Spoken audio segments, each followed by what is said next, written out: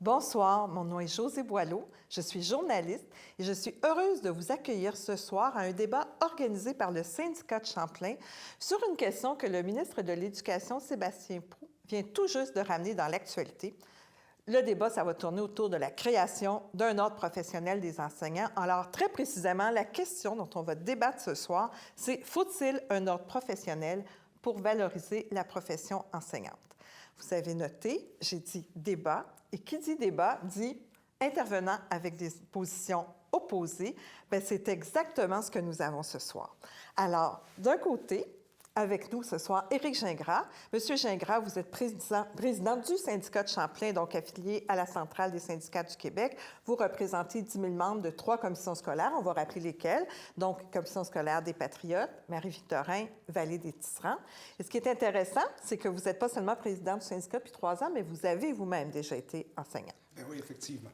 De l'autre côté, votre opposant, votre adversaire, Jean-François Roberge, vous êtes député caquiste et de votre côté, vous êtes député de Chambly, vous êtes porte-parole de la deuxième opposition officielle en matière d'éducation, enseignement supérieur, recherche, sciences et vous êtes vous-même aussi un ancien enseignant et encore tellement passionné de ça que vous avez publié au printemps dernier un ouvrage qui s'appelle « Et si on réinventait l'école ?»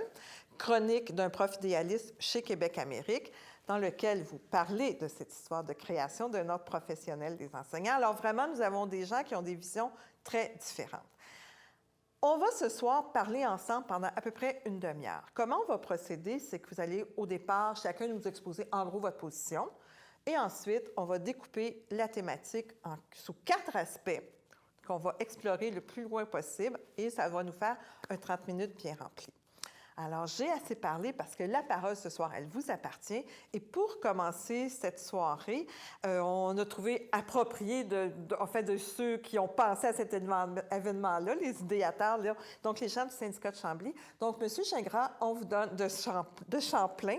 Ça, c'est Chambly, c'est monsieur le député de Chambly. Monsieur du syndicat de Champlain, donc monsieur Gingras. Donc, on vous donne un premier 2 minutes pour nous exposer en gros votre position. Bien, ça me fait plaisir, Mme Boileau, M. Roberge, bonsoir.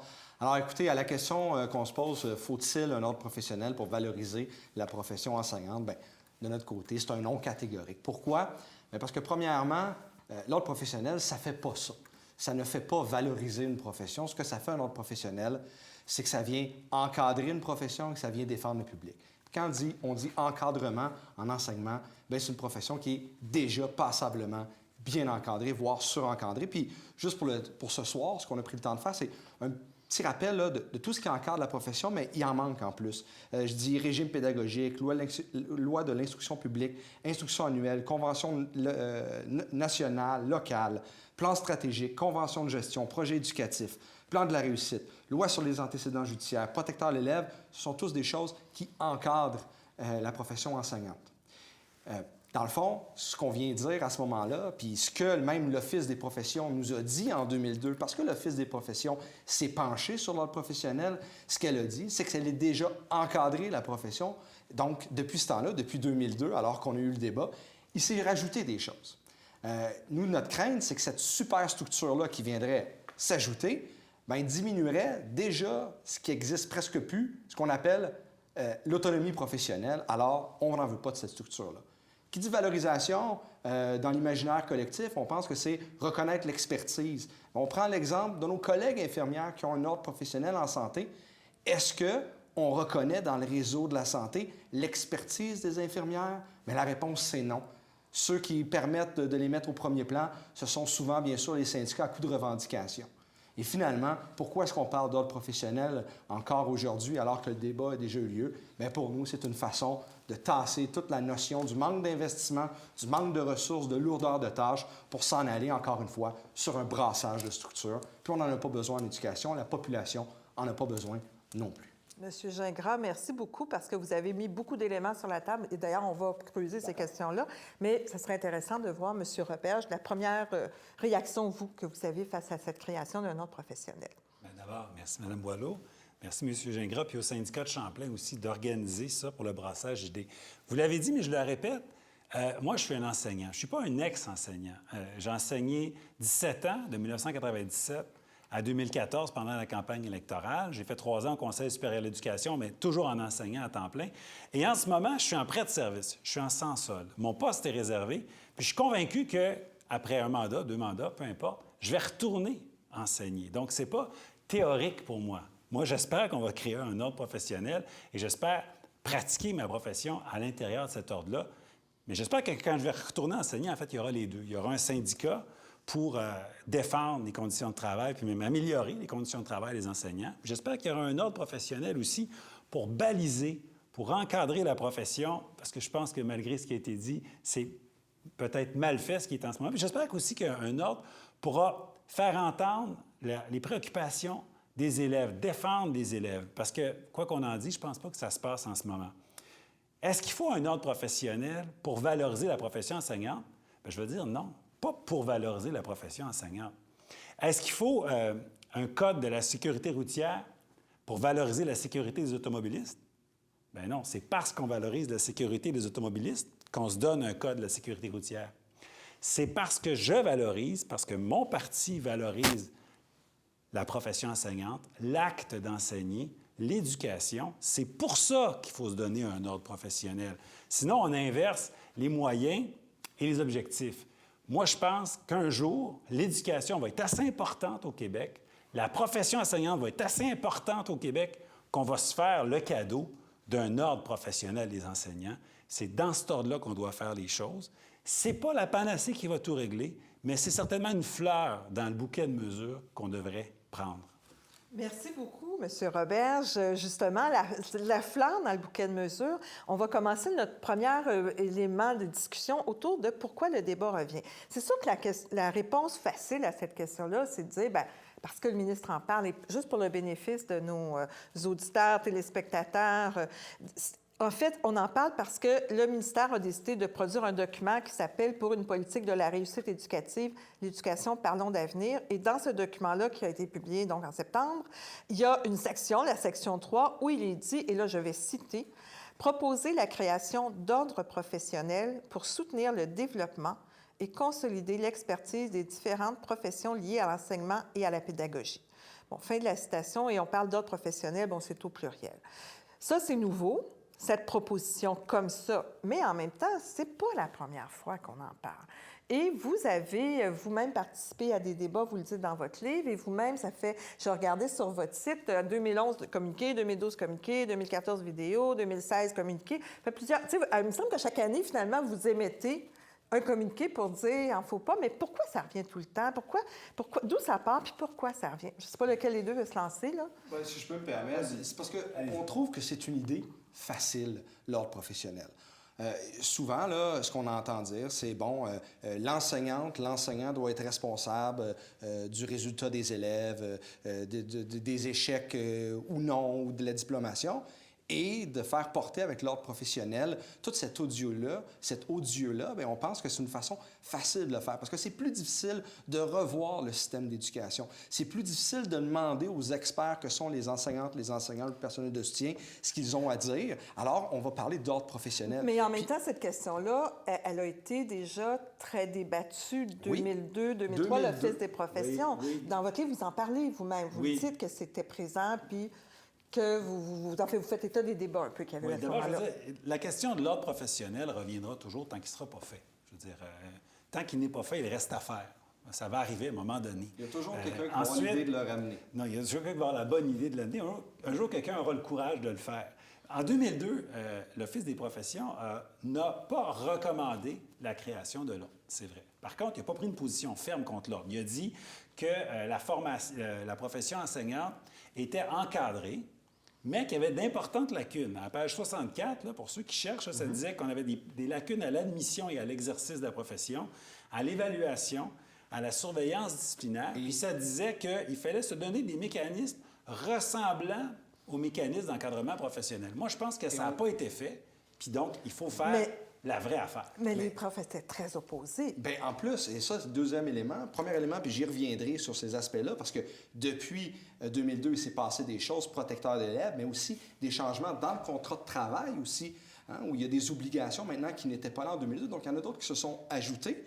Mais l'autre élément qui n'est pas à négliger, c'est que ce que dit le rapport, c'est qu'un des éléments fondamentaux pour créer l'ordre, il faut que les gens qui vont être touchés par l'ordre en veulent. Et on a fait un référendum, 95% des membres étaient contre. Si on le refait demain, on verra, mais notre pari, OK, peut-être à 92%. Ça avait été fait à l'envers. Là, hein. On avait d'abord diffusé un paquet d'informations contre l'ordre. Après ça, on avait demandé aux membres du syndicat, aux enseignants, s'ils étaient favorables ou pas. Je le sais, j'y étais. Mais du moins, les nôtres vont pouvoir vous entendre en premier. Oui, et enfin. moi, on commence déjà comme ça. Puis je vous félicite pour ça, honnêtement. Mais reste qu'il y a c'est une belle honnêteté intellectuelle. Mais il est vrai qu'il y a quand même l'Ontario et la Colombie-Britannique ont accepté d'avoir des ordres professionnels. Oui, mais il faut que je dise une chose, là, parce que pour répondre aux lacunes que disait l'Office des professions, M. Gingras a dit on a créé le protecteur de l'élève. Là. C'est difficile de pas rire. Le protecteur de l'élève, là, c'est un mécanisme d'appel à tous les mécanismes de plainte. Et si on n'est pas d'accord avec la décision de la commission scolaire, on fait appel au protecteur de l'élève, qui, lui, est nommé par qui? La commission scolaire, et qui va faire un rapport de médiation à qui? À la commission scolaire. Je veux dire, ça n'a rien à voir avec un mécanisme de plainte, ça n'a rien à voir avec un mécanisme d'ordre professionnel. À la comparaison de l'autre c'est du existe consensus ailleurs. mou, ça, là. Est-ce qu'en Ontario, ça donne satisfaction d'avoir un ordre professionnel? Ou est-ce que les enseignants, finalement, sont à l'aise avec cette idée-là? C'est bien que vous l'apportiez en Ontario, parce que, vous savez, au début, les gens voulaient l'essayer. Ouais. Puis là, qu'est-ce qui se passe? Ils l'ont adopté. Oui, mais quelques années plus tard, qu'est-ce qui se passe maintenant? Ouais. C'est que c'est un paquet de ressources, extérieures aux enseignants qui ont pris le contrôle de l'ordre professionnel. Et présentement, ce qu'on lit à propos de l'Ontario, c'est que ce ne sont plus des enseignants qui s'occupent de l'ordre professionnel, mais les gens du ministère, les directions d'école, etc., qui sont là. Alors là, on est en train de dénaturer l'ordre professionnel. On dit que c'est supposé être des pairs. Et ça, c'est clairement ce qui arrive là. Puis en même temps, on pourra se poser toujours la question de savoir si un ordre professionnel va vraiment aider. Pensez présentement à l'ordre professionnel des ingénieurs, là, avec tout ce qui s'est passé. Je savais que vous ramèneriez c'est parce que c'est un bel exemple. La population a-t-elle été servie? La population a-t-elle été servie? On fait peur au monde. Là, vous me sortez ce qui ne marche pas. Ah, bien là, ça se peut que les enseignants des formations, on est revenu minoritaires là-dessus sur aussi. l'ordre. Selon l'Office des professions du Québec, là, c'est juste impossible que les enseignants soient minoritaires à l'ordre professionnel des enseignants. Alors, le débat, c'est selon pas les présentement lois en Ontario. québécoises, obligatoirement, les ordres sont des mécanismes d'autorégulation. Ça veut dire qu'on enlèverait des mains des commissions scolaires, des syndicats, du gouvernement pour donner la profession enseignante aux enseignants. C'est un mécanisme d'autorégulation. Mais non, mais en même temps, on y arrive au fond parce que tout naturellement, vous nous amenez, M. Roberge, vers le second questionnement qu'on peut avoir autour de ça, c'est que vous dites c'est autorégulé, mais on cherche au fond à protéger le public par un ordre professionnel. C'est toujours ça qu'on veut faire. Et en même temps, vous avez, au tout début, quand vous avez ouvert le débat, vous avez fait toute une liste de ce qui existe comme mécanisme d'encadrement. N'est-ce pas quand même impressionnant, toute la liste qui a été donnée au tout début, nous montrer comment, au fond, il y a toutes sortes de normes C'est impressionnant, tout ce qui ne marche pas. Moi, j'ai l'impression... Donnez-nous donc un exemple, c'est ça, de qu'est-ce que vous trouvez qui est oublié là-dedans? Le protecteur de l'élève, oui, sincèrement, c'est un contre-exemple. En éducation, un contre-exemple, c'est très pédagogique, justement, là, parce que ça montre ce qu'il ne faut pas faire. Et je me souviens, 2002-2003, l'ancien président du syndicat de Champlain qui disait il n'y a personne contre, en faveur de l'ordre. Jean-François, allons dîner, on a jasé. Puis là, il me disait à peu près ça, là, que la loi sur l'instruction publique, toutes les exigences, les compétences professionnelles. Là, je dis oui, mais est-ce que c'est appliqué? Là, c'est sur papier. C'est pas de ma faute si les directions font pas leur travail. C'est comme si on disait il y a une auto, elle est bien belle. Elle roule pas, mais quand on la regarde, c'est formidable, puis ça me suffit parce que moi, je veux pas que ça bouge. Mais ça, si je veux prendre le même exemple que vous me donnez là, bien, si personne tourne la clé pour qu'elle fonctionne, on va pas changer le moteur. Bien, il y en a pas Et là, ce que vous proposez... Il n'y en a pas de moteur. Ce que vous proposez... Il y en a un moteur, il y en a plein. Tout ce que je vous ai dit là, prenons l'exemple, le plus bel exemple, Mme Boileau, c'est ce que l'Institut économique est venu dire en janvier 2016, dans l'Institut très de gauche, l'Institut économique de Montréal, qui est venu dire que effectivement, il y a un paquet de trucs qui est prévu dans la convention collective pour encadrer le personnel, tout ça, mais les directions d'école ne le font pas. Parce que ils sont submergés, puis il y a une proximité de ça. Donc, on est en train de dire là, que tout est là, mais comme il y a du monde qui ne font pas leur travail, on va tout changer ça. Puis vous, je reviens. Je voulais pas remplacer des mécanismes qui ne marchent pas par quelque chose qui marche. Vous êtes c'est confortable vrai, au dans fond, ça. on pourrait penser que peut-être une autre instance... Parce que l'histoire... excusez, M. Roberge, mais l'histoire nous a montré au fil des ans, c'est pas la première fois qu'on a ces débats-là ou d'autres, qu'à chaque fois qu'ils rajoutent un élément comme ça, ils n'enlèvent pas les autres. C'est ça qui va arriver. Quand M. Legault est arrivé avec l'idée du plan de la réussite, OK? Bon, projet éducatif, etc. Quand l'autre gouvernement est arrivé, puis il a dit on va mettre des conventions de gestion puis des conventions de plans stratégiques, il a-tu enlevé le reste? Non. Fait qu'on se retrouve Fait qu'on maintenant... dit toujours, c'est tout, on ajoute des couches qu'est-ce tout qui le va temps. arriver? Et si M. Roberge est honnête et il nous dit, si on impose l'ordre professionnel, tout le reste va rester, dont entre autres la Non. capacité... Pourquoi vous présumez que... Supposons qu'il y a un gouvernement de la CAQ en 2018 qu'on fait quelque chose. Oui, on parce est que vrai- juste rappeler, on- c'est une promesse du côté Oui. de la CAQ d'avoir un On autre n'est pas professionnel. des grands promoteurs de la bureaucratie, là. On s'entend. Là. Donc, Ceux qui nous connaissent le savent. Il y vous aurait un allez- ménage à faire. Je ne peux pas vous faire la liste ce ben, soir c'est de ce qu'on va enlever, mais il y a définitivement un ménage à faire. Nous, ce qu'on sait, c'est qu'on va Définitivement. suivre tout ce qui reste, c'est-à-dire, regardez les infirmières, je vais revenir avec cet exemple-là, il n'y a rien qui a été enlevé avec nos collègues infirmières. On a ajouté. Ce qui fait que maintenant, une infirmière là, qui veut finir son chiffre après 8 heures de travail, s'il n'y a pas personne à le remplacer, l'ordre professionnel dit non, tu dois accepter tes heures supplémentaires. OK. Malgré la convention, malgré tout, on est venu en rajouter une couche. Et ça, c'est ce qu'on veut pas. Les enseignants n'ont plus d'autonomie professionnelle. Les enseignantes, les enseignants sont... J'ai l'impression que ce sera un carcan Ben, de plus. c'est clairement ça. Mais moi, Puis, j'ai une c'est ça. À question. chaque fois qui est arrivé, c'est ça qui est arrivé. J'ai une question pour vous, M. C'est Roberge, qui parce veut que enlever je un regardais, professionnel? vous avez parlé tout à l'heure, vous avez évoqué le protecteur de l'élève, qui est une instance qui est pas si... On n'en parle pas tant que ça, mais bon, ça Je existe. suis sûr qu'à la maison, il y a plein Mais- de gens qui se disent ça existe, ça. Oui, mais ça existe, effectivement. Moi, j'ai fait un petit tour sur plusieurs commissions scolaires pour aller voir les rapports annuels et je vous avoue que j'ai été assez frappée de constater que ce dont les gens se plaignent, finalement, c'est d'assez peu des profs. Ils se plaignent autant des profs que des directions, ça m'a frappée. Mais ce qui les intéresse pas mal plus, c'est le sort des élèves handicapés, bon, les services comme le transport scolaire L'ordre et professionnel, les c'est transferts d'élèves. Mais donc, toutes les plaintes qu'il pourrait y avoir envers les profs, c'est pas si nombreux. Puis je me Non. dis, au fond, c'est peut-être parce qu'il n'y en a pas de problème. Mais, Peut-être que vous voyez des problèmes qu'il n'y a pas. Non, mais je suis d'accord avec ce que vous dites que la plupart des plaintes par rapport au réseau de l'éducation, c'est pas sur la compétence des enseignants. Alors? Je suis pas. Non, mais attendez, moi, mais j'ai pas dit qu'on avait besoin absolument d'un autre professionnel pour faire la chasse aux sorcières, puis que les écoles c'était des nids d'incompétents. J'ai jamais dit ça. C'est déjà un début. Je l'ai encore moins pensé. L'ordre professionnel, il peut faire un paquet de choses, outre le traitement des plaintes. Là. On parle d'encadrer et même rehausser la formation initiale.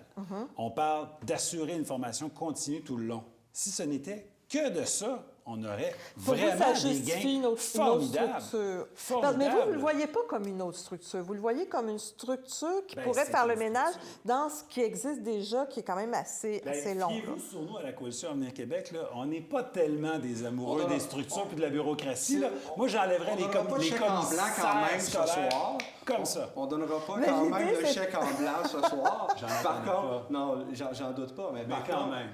Par contre, Mais l'allègement lorsqu'on des parle de structures, formation, mais quand on parle de formation, il Ouais. ne faut pas oublier que, puis peut-être aussi que M.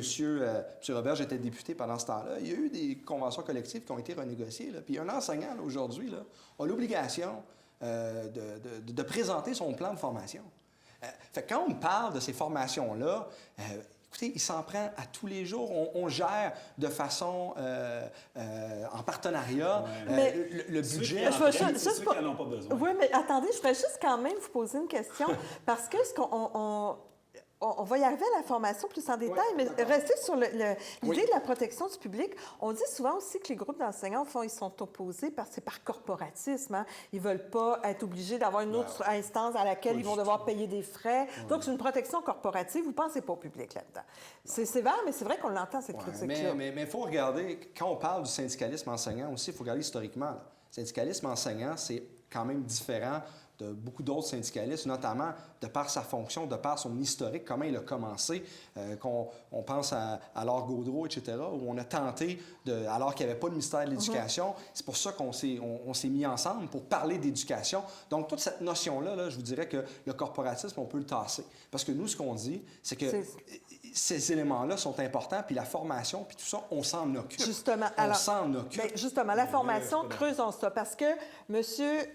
Monsieur Roberge, dans votre livre, vous dites, là, je vais me permettre de vous citer parce que c'est intéressant, vous dites « Ce qui me motive d'abord et avant tout dans un projet de création d'un ordre des enseignants, c'est l'idée que ceux-ci devraient rester à jour dans leur matière en suivant une formation continue. » Donc, pour vous, vous l'avez évoqué tout à l'heure, c'est le point central autour duquel tourne votre idée d'avoir un ordre professionnel des enseignants. OK, regardez, ils le font, là, ça. Oui, Selon donc, M. Gingras, expliquez-nous votre je suis point. dans le champ gauche. OK, Il y a une bon, bien, obligation de le expliquez-moi faire. pourquoi, moi, qui ai gardé ma permanence pendant que je suis à l'Assemblée nationale, pendant 4 ans, je garde le droit d'enseigner. Moi, je pense que chaque fois que je dis ça, c'est une erreur. Enseigner, ce n'est pas un droit, c'est un privilège. Ouais. On me laisse le privilège d'enseigner. D'avoir ma permanence, en 2010, je peux retourner dans ma classe comme ça, et pendant 4 ans et demi, j'ai zéro obligation de formation continue. Zéro. Si vous perdez Zéro. les prochaines élections, vous allez retourner enseigner puis vous ne ferez pas de formation. Ben, moi, je vais en faire parce que je suis Vous allez professionnel, en mais faire. j'ai zéro Bon, vous êtes en train de me obligation dire que la professionnelle. majorité... Il y a Non, je suis combien pas en train d'accuser d'incompétents qui que ce d'abord? soit. Ben, Vous m'avez dit, Oui. M. Roberge, Vous allez depuis le faire votre élection, les exigences ont augmenté. Moi, je dis c'est correct. Ça a l'air, ça ne s'est pas rendu jusqu'à moi Ben, parce que moi, ce que je vous moi, dis- j'ai le droit d'enseigner, mais j'ai aucune obligation. Ils vont... Une autonomie professionnelle, vous savez, avec des exigences professionnelles, je suis la preuve vivante ici, pincez-moi, là. J'ai zéro obligation professionnelle pour Mais garder je ma vous pose la permanence question, mais je vous et ai posé obtenir la une question. place. Mais je vous ai posé la question. Donc, quand on dit que c'est théorique, En c'est retournant, ça. est-ce que vous allez prendre la formation comme le prévoit aussi la Convention? Vous Donc, pensez que les gens vont le faire de toute de manière? un, c'est prévu qu'ils doivent le faire annuellement. ça. OK? C'est prévu. Donc, ils le font, ils doivent présenter leur plan de formation. OK. C'est prévu. Je pose la question à M. Roberge, qui est un professionnel, un enseignant, il va être un très bon enseignant. Il l'est encore. On s'est dit qu'on ne quitte jamais l'enseignement. Moi-même, je le Oui. suis. Ouais, Ce qu'il ouais. dit comme argument est vrai tout aussi pour moi, qui retourne dans une classe après un mandat comme président. Est-ce que j'ai l'obligation? Moi, je pose la question, est-ce que vous allez le faire? On me dit oui, parce que moi, je suis professionnel. Moi, ce que je dis, c'est les enseignants ont leur brevet, ils l'ont obtenu, ils ont fait leur formation, ils font des formations, C'est ils dans- continuent on est à les dans le faire. vœu pieux, là, Ils c'est continuent. OK. Mais c'est pas un vœu pieux parce qu'on se dit ensemble, les deux autour de la table, qu'on le ferait. Oui, On mais, est loin du- sauf, Oui, oui, mais- mais sauf que vous dites on que s'entend, l'ordre là. amène quelque chose, un suivi plus sévère serré de voir si ça a été fait ou pas. Un avocat, mon épouse est avocate, là, Oui. pour garder son droit de pratique, là, il faut Ouais. qu'elle fasse, il y a un ordre professionnel qui s'appelle le Barreau du Québec, il faut qu'elle fasse standard de formation par année ou aux 2 ans ou aux 3 ans, accumuler des crédits pour garder ce droit de pratique, ce privilège de pratique. Moi, ce que je dis, c'est qu'en éducation, puis crime, je le sais, je le vis, il n'y en a pas de ces Il y a obligations. autre chose. Je pourrais accumuler un retard incroyable. parce que Le ce qui se programme passe- pourrait changer. ce qui se Il pourrait passe- avoir des nouvelles découvertes. Il pourrait avoir des Mais nouvelles ce que- façons ce que de M. traiter les Roberge enfants amène- dyslésiques, Ouais. dysphasiques. Ce que M. Il n'y a Roberge aucune amène- obligation. Oui, mais laisse-moi le finir de l'amener, Oui, oui. s'il vous plaît. Il n'y aurait aucune obligation pour que je me mette à jour. Et M. Gingras dit oui, mais la plupart des gens le font. C'est correct, mais on ne fait pas les règles pour tout le monde. C'est comme vous dites, fait il y a pas la les règles plupart pour des gens, la plupart des gens font c'est leur là-dessus stop. qu'on s'entend. Donc, on n'a pas OK, besoin de police. OK, donc vous voulez donc Voyons contrer ceux qui ne le feraient pas. Mais Oui, répondez donc à, C'est cet là-dessus qu'on exposé-là. s'entend pas, justement. Ouais. C'est que on parle, par exemple, on donne l'exemple du code de la route depuis tantôt. Là. Il y en a Ouais. un code de la route. On n'en fait pas un super code de la route parce qu'il y en a effectivement quelques-uns qui font pas leur stop. C'est eux dont on s'occupe. Ce qu'on dit à nos directions d'école, justement, tu as un enseignant qui ne fonctionne pas. Qu'est-ce qu'on te demande? Supervision pédagogique, c'est prévu. Encadrement, c'est prévu. Et ça, qu'il soit dans la première année de son enseignement ou au bout de 15 Mais ans, je au vais bout de poser une 20 ans. question. Ça ne marche pas. Si- Puis mais c'est pour ça que le syndicat veut que ça ne change pas. Mais Parce que si son on- travail, c'est de défendre les enseignants. Puis c'est correct. Moi, je suis Ça, content c'est d'être dommage. syndiqué. C'est dommage Mais de je dire suis ça, par content exemple. de ça. Ça, c'est dommage de Mais dire ça. bon. On a des obligations. Non, mais permettez-moi de répondre. Ouais, on a oui. des obligations légales de représenter Ouais. tout le monde. Puis souvent là-dessus, on joue. Là. On vous représenter les incompétents. Non, on a des obligations légales de représenter tout le monde. C'est correct. Point. C'est Puis, bien. est-ce qu'il y a quelques incompétents, comme dans n'importe quel emploi, dans n'importe quel endroit où vous êtes, il y a un certain minime pourcentage qui passe dans les cracks, puis c'est ni un syndicat parce qu'il y en a dans le privé ou ailleurs. Puis ça, pour moi, Mais- c'est clair. Par contre, on ne fera pas dire ce que ça dit pas. Je vous laisse aller, Mais Mme oui, Boileau. parce que mettons que moi, je suis le public. Moi, Oui. je suis le public. Vous êtes le public. Je suis le public. Oui, Alors, excellent. en Ontario, il y a un tableau de l'ordre. Oui. Donc, ben, dans tous les ordres, il y a des tableaux de l'ordre. On peut voir les membres Oui. qui sont, on peut voir leur qualification, leur passé disciplinaire. Ben, Donc, au fond, au Québec, si on veut savoir si un enseignant a fait, s'est mis à jour, par exemple, soit volontairement, soit... Est-ce qu'il y a un moyen pour le public de le savoir? Est-ce qu'un ordre professionnel ne donne pas au public l'accès à un certain type d'information qu'il n'a pas Mais ça, présentement? ce bout-là, c'est sûr Ouais. qu'il y a un bout là-dedans où nous, on dit que ça, ce bout-là, là, il n'est pas nécessaire. Il n'est pas nécessaire parce qu'en Ontario, ça a été...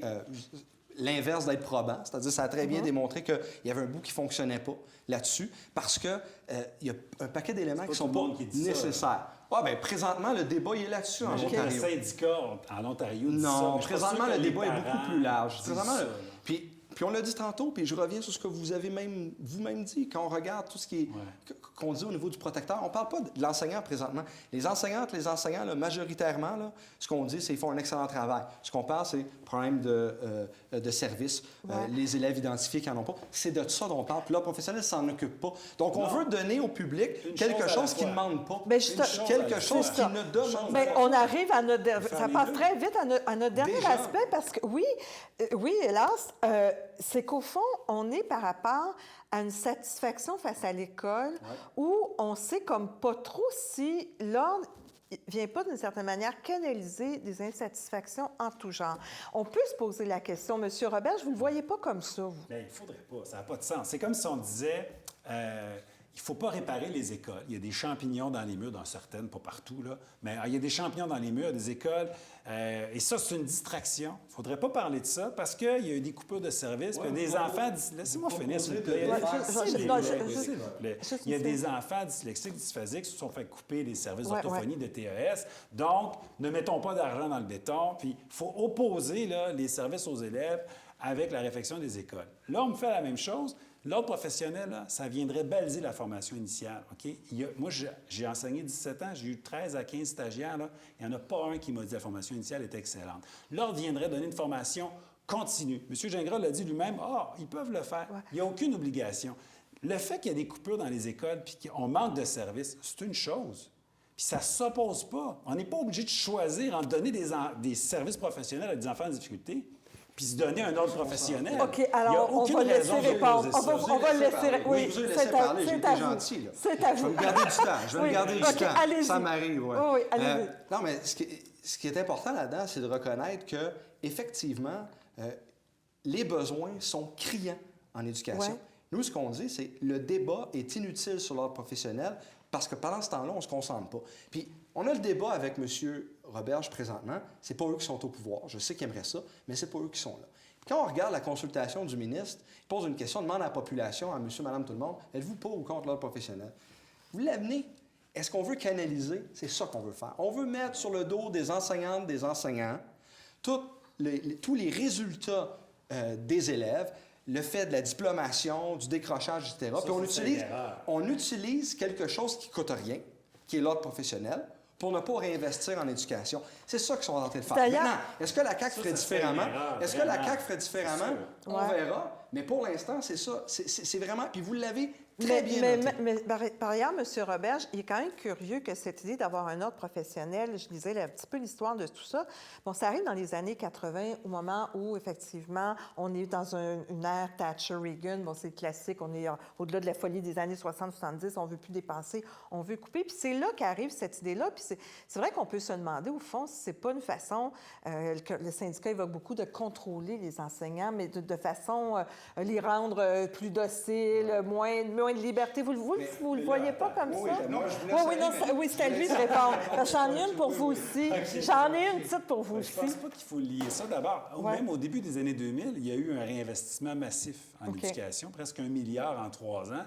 Puis c'est à ce moment-là que le débat de la création de l'ordre est arrivé. C'est juste comme ça. En Ontario, quand ils ont créé l'ordre professionnel, c'est à peu près au même moment où ils ont investi massivement en éducation, au même moment où ils ont créé la prématernelle 4 ans, puis ils ont donné des services aux élèves. Tout ça va ensemble. Je ne vais pas dire... Puis en passant, leur taux de décrochage a diminué de 50 puis ils nous dépassent à peu près 10 pour le taux de réussite. C'est pas juste à cause de l'ordre, soyons honnêtes. Pour moi, ça fait partie de la solution. Ouais. Puis il ne faut pas opposer les solutions les unes aux autres. Il ne faut pas opposer les solutions. Il faut additionner les solutions. J'aimerais juste rectifier un fait. Oui, rectifier, parce que c'est une question pour vous. Ça arrive pour tout le temps après les coupures.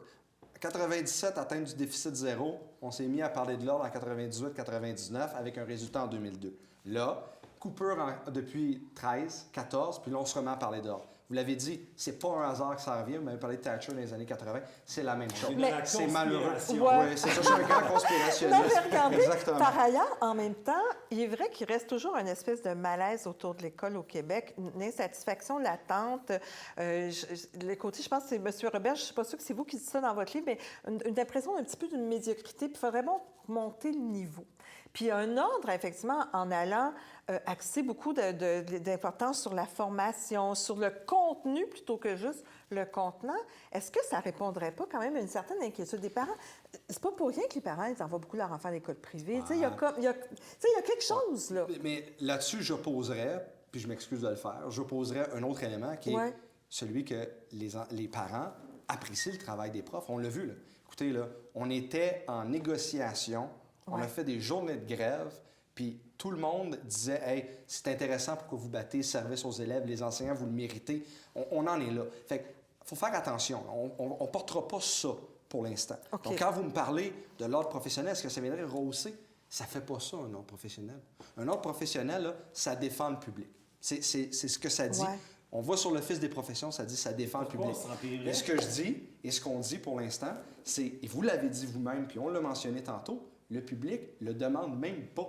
On l'offre. Mais c'était quand même la Fédération des comités de parents qui avait poussé ça. On offre quelque chose au public qui ne demande pas. Et là, le danger dans la consultation qui est là, c'est qu'il y a une petite case, c'est écrit êtes-vous d'accord avec l'ordre professionnel? Puis ça écrit oui et non. Et là, tout le monde va dire oui, on va dire qu'il le demande. Je vous laisse un 15 secondes pour répondre parce qu'on arrive à la fin. Le public ne le demande pas, un instant. Là. Le Conseil Conseil pédagogique interprofessionnel l'a demandé, la Fédération des comités de parents l'ont demandé. Il y a un paquet d'acteurs de l'éducation qui le demandent. Et Gilles Royer, c'est un chercheur d'éducation qui est assez reconnu. On ne partira pas sur les gourous, on n'en finira plus.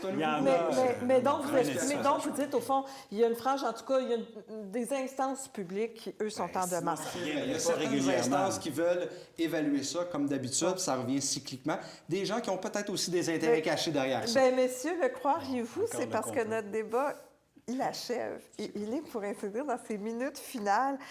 J'ai l'impression que plusieurs aspects ont été examinés, mais qu'on aurait pu continuer très longtemps. Je vous demanderais d'essayer de résumer en une minute, au fond, pourquoi là, les gens qui nous écoutent, qui vous écoutent, ce qu'ils doivent retenir de votre intervention. Et je vais commencer par vous, M. Roberge, puisqu'on avait commencé par M. Gingras tout à l'heure. Alors, M. Roberge, une minute pour... Bien, parce qu'une minute, ça va trop vite. Moi, je veux dire aux gens d'aller voir le chapitre 3 qui porte exclusivement sur l'ordre professionnel. Puis, je vais le dire, je remets 100 des droits d'auteur à un organisme qui aide les parents dont un enfant a un TDAH. Fait que j'ai aucune gêne à faire la promotion. Je ne fais pas une scène avec ce livre-là, si on réinventait l'école. Ensuite, on n'a pas les moyens de ne pas additionner tout ce qui peut nous aider à amener un maximum de jeunes vers la réussite. L'ordre professionnel, ça ne règle pas tout. Je vous l'ai dit en partant, ce n'est pas un moyen de valoriser la profession enseignante. On le fait parce qu'on valorise la profession enseignante. À un moment donné, on se fait un cadeau quelque part dans l'histoire du Québec, on se donne un ordre professionnel, on encadre mieux cette profession-là qui est au cœur. Il n'y a pas personne de plus important que l'enseignant, évidemment, pour ensuite, parce que c'est les élèves qui sont importants dans une école, mais c'est l'enseignant qui fait la différence. Formation initiale, formation continue, traitement des plaintes complètement à des années-lumière du cadre patronal syndical. On n'a juste pas les moyens de s'en passer. Merci. C'est à votre tour, M. Gingras. Bien, écoutez, à la lumière de ce qui a été dit, on s'attendait un peu à ce type d'argument-là, parce que nous, ce qu'on dit, c'est que tout ça existe déjà. Puis là, ce qu'on veut faire, c'est racheter une structure qui va venir enlever de l'autonomie qui est encore déjà très peu présente pour le personnel enseignant. Puis c'est ce que va faire un ordre professionnel. Un ordre professionnel, ça ne va pas venir valoriser, ça ne va pas nous donner quelque chose de plus au Québec. Ce que ça va faire, c'est que ça va venir dire aux enseignantes, aux enseignants que tout est de leur faute, puis que s'il n'y a pas de réussite des élèves, bien, on va mettre ça sur leur dos, parce qu'en bout de ligne, c'est ce que le gouvernement va faire. Nous, ce qu'on dit, c'est qu'un ordre professionnel, ça ne sert pas autre chose que protéger le public, mais dans une profession où le public est déjà archi-protégé. Je l'ai mentionné dès le départ, même si M. Roberge n'aime pas ces arguments-là, c'est là, c'est présent. Et quand on en ajoute, après, à chacun des nouveaux ministres, ajoute son nouveau projet pour protéger le public ou encadrer la profession. Bien, merci beaucoup, messieurs. J'espère que le ministre vous a écouté. Ça y a peut-être stimulé de toutes sortes de façons. Bien, pour nous, en tout cas, c'est comme ça que ça prend fin, cette rencontre. Moi, je vous remercie beaucoup d'avoir été à l'écoute. Je voudrais remercier beaucoup nos panélistes. Vous avez été absolument très intéressants. Et puis moi, Josée Boileau, bien, je vais vous souhaiter à tous et à toutes de très bonnes réflexions. Au revoir.